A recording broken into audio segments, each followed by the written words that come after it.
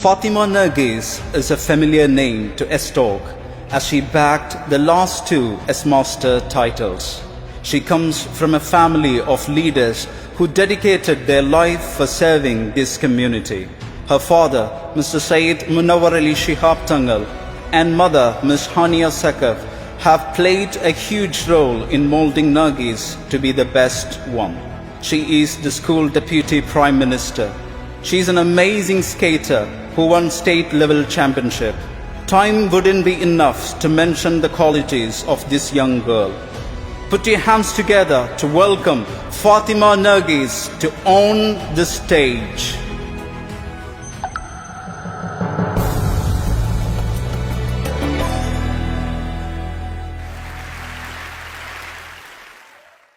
Every day, 365,000 children are born. And when we consider the history of this world, we will come to know that more than 100 billion people were already born and died.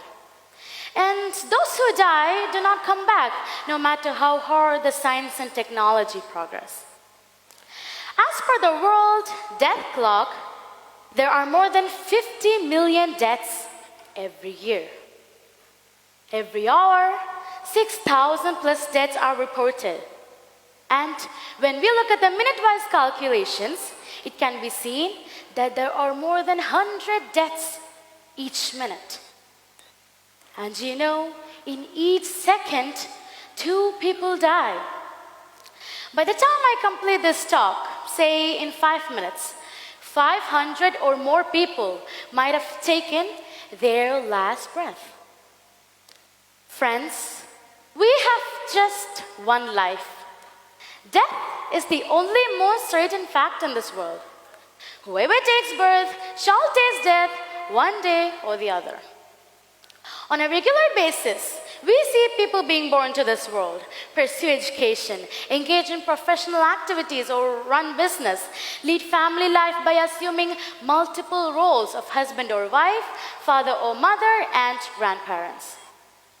One day, we hear the news of their death. With their death ends everything. And as their single life comes to an end, people gradually tend to forget them.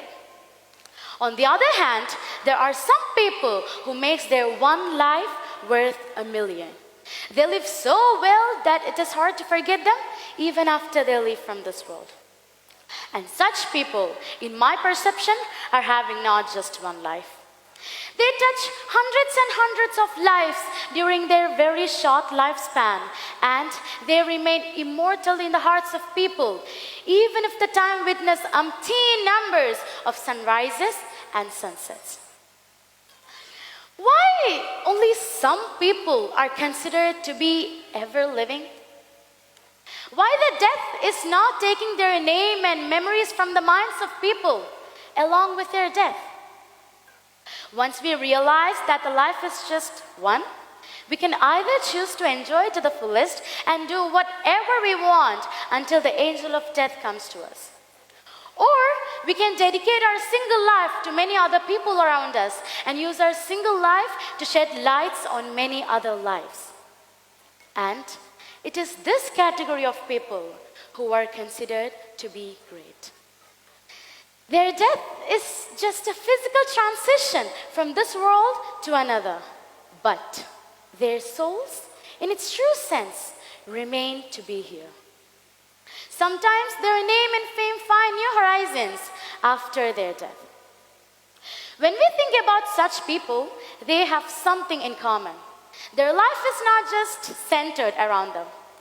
Take, for example, the life of Prophet Muhammad, peace be upon him.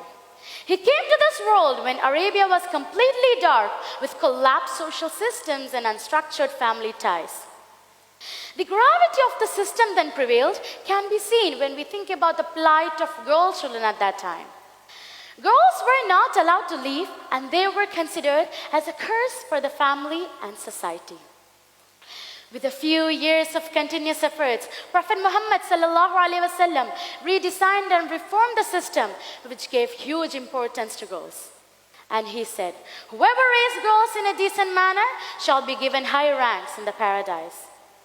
He is still alive in the hearts of millions of people across the globe. How about Martin Luther King, who gave new paradigm to civil rights movements? If Martin Luther King wasn't born, the life of the blacks would have been still miserable. As he strongly fought against Jim Crow laws, African Americans got the opportunity to get educated, to seek employment, to vote, and to take part in socio-political activities. Even today, in all the places where injustices and discriminations are discussed, the name of Martin Luther King has a prominent space. He too lived just once, but that was worth a million. This, it is how we choose to live that designs our destiny and makes our life worth. This was the case with Mother Teresa, who gave lives to hundreds of destitutes, Sindhu Tai Sapkal, who gave shelter to hundreds of orphans. And in the name of these brave ladies, thousands of